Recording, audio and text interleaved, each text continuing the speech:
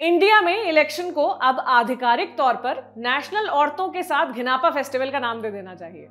वाह, क्या लाइन है शो शुरू करने के लिए। आप बताइए मैं ऐसा क्यों नहीं बोलूं।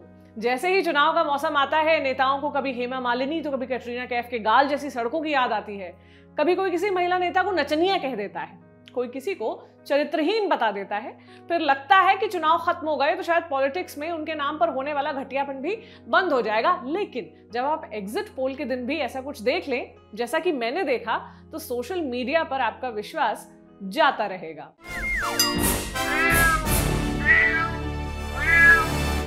हाय, मेरा नाम प्रतीक्षा है और आप देख रहे हैं ऑर्डिनरी की स्पेशल सीरीज म्याऊ। और आज के एपिसोड में मैं बात कर रही हूं एग्जिट पोल पर बनने वाले मीम की। अब ये मत समझ लेना कि मैं हर एग्जिट पोल का समर्थन करती हूँ, उसे पत्थर की लकीर मानती हूँ और जो लोग एग्जिट पोल प्रेडिक्शन का मजाक उड़ाते हैं मैं उनसे नाराज हूँ। आहत होने वाला गैंग कमेंट सेक्शन में आधा वीडियो देखकर ही टूट पड़ता है, इसलिए मैंने पहले ही क्लैरिफाई कर दिया, आप वीडियो अंत तक देखें। तो हुआ क्या कि कल एग्जिट पोल आया। एग्जिट पोल मतलब किसकी सरकार बनने जा रही है उसका अंदाजा लगाने वाला आंकड़ा सर्वे के आधार पर। दिन भर इस पर खबरें बनी, खूब बहस हुई। इसकी ऑथेंटिसिटी यानी विश्वसनीयता, यानी कि इस पर कितना भरोसा किया जा सकता है, इस बात पर भी काफी बहस हुई। लेकिन मीम सेना को इस पर मजाक उड़ाने के लिए एक ही तरीका मिला, वही घिसा पिटा सेक्सिस्ट तरीका। और कमाल की बात यह कि हर बार एक ही चीज रिपीट करते हैं और उसे क्रिएटिविटी और मजाक का नाम देकर बार बार चिपकाते रहते हैं। खैर, बात यह है कि कल शाम मुझे ये फोटो दिखी। इसके जरिए ये बताने की कोशिश की गई कि ओपिनियन पोल, एग्जिट पोल और फाइनल नतीजों में कितना फर्क होता है, और इस बात को बताने के लिए इस्तेमाल किया गया कटरीना कैफ का। अब ये तो सबको पता ही है कि कटरीना ने हाल ही में विकी कौशल से शादी की है। लोगों की भाषा में कहें तो वो विकी के साथ सेटल हो गई है। लेकिन इससे पहले कटरीना के अफेयर्स के चर्चे थे, पहले सलमान के साथ, फिर रणबीर के साथ। तो मीम का मतलब क्या हुआ कि जैसे कटरीना ने पहले सलमान से मोहब्बत की, लोगों को लगा कि दोनों की शादी होगी, लेकिन नहीं हुई। फिर कटरीना ने रणबीर से मोहब्बत की, लगा इनकी शादी होगी, लेकिन नहीं हुई। और नतीजा क्या हुआ? सबको छोड़कर कटरीना विकी कौशल के साथ हो ली। यानी चुनाव के नतीजे एक लड़की सरीखे होते हैं, दिखते कुछ हैं और निकलते कुछ और लड़की कैसी होती है? कटरीना जैसी। कई लड़कों को घुमाती है, फिर किसी और से शादी करती है। मुझे वो कालजयी गीत याद आता है, तू प्यार है किसी और का, तुझे चाहता कोई और है, तू पसंद है किसी और की, तुझे मांगता कोई और है। आई होप मैंने सही लिरिक्स बोले हो। खैर, ये पहली बार नहीं है कि इस तरह के सो कॉल्ड चुटकुले किसी एक्ट्रेस को घसीटा गया है। यहां मैं सो कॉल्ड इसलिए बोल रही हूं because they are not funny. खैर, 2019 में विवेक ओबेरॉय ने सेम मीम शेयर किया था, मगर उस तस्वीर में ऐश्वर्या राय दिख रही थी। शेयर करते हुए उन्होंने लिखा था कि ये बस जिंदगी है, इसमें कुछ पॉलिटिकल नहीं है। इस मीम में ऐश्वर्या की एक तस्वीर में सलमान खान दिख रहे हैं, जिसे ओपिनियन पोल बताया गया है। दूसरी में वो विवेक ओबेरॉय के साथ दिख रही हैं, जिसे एग्जिट पोल लिखा गया। और आखिरी तस्वीर में अपने पति अभिषेक के और बेटी आराध्या के साथ है, जिसे चुनाव का नतीजा करार दिया गया।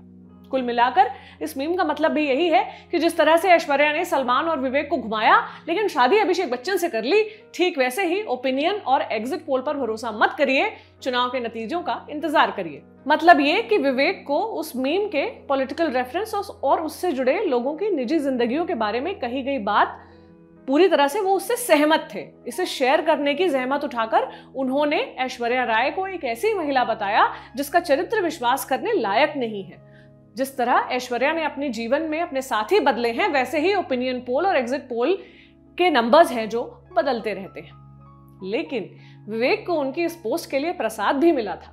सोशल मीडिया पर लोगों ने फूहड़ और स्त्री विरोधी बताया था उन्हें। एक्टर सोनम कपूर ने भी रिएक्ट किया था और विवेक के इस ट्वीट को घिनौना और क्लासलेस बताया था। उस वक्त विवेक के इस ट्वीट को ऐश्वर्या राय बच्चन के लिए असम्मानजनक बताते हुए महाराष्ट्र महिला आयोग ने विवेक के खिलाफ एक्शन लेने की बात कही थी।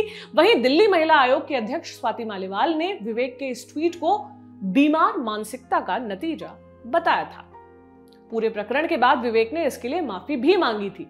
लेकिन विवेक की ऐसी सोच रखने वाले वो इकलौते इंसान नहीं है। वो एक ऐसे समाज को रिप्रेजेंट करते हैं जिसमें ये सोच आम है, जिसमें लड़कियां एक से अधिक पुरुष को डेट करते ही चरित्रहीन हो जाती हैं, और फिर वो एक्ट्रेस हो तब तो उसका चरित्र पब्लिक असैसिनेशन के लिए उपलब्ध होता है कि कोई भी आए और अपनी टिप्पणी देकर जाए। And just for the record, ये कटरीना वाला मीम आप एक बार फिर से देखिए। इसमें आपको पहले कौन दिख रहे हैं? सलमान खान।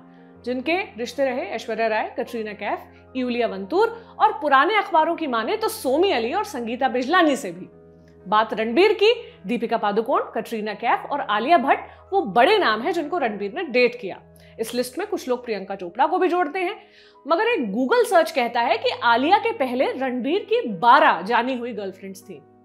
तो इस हिसाब से रणबीर और सलमान के चरित्र पर सबसे पहले सवाल उठने चाहिए थे, लेकिन वो मीम के उस तरफ हैं, सिर्फ इसलिए कि वो लड़के हैं और उनके अफेयर्स उनकी अचीवमेंट्स हैं, चरित्र पर दाग नहीं है। आपकी क्या राय है मुझे कमेंट बॉक्स में जरूर बताइएगा। फिर मुलाकात होगी, अपना ख्याल रखें, शुक्रिया।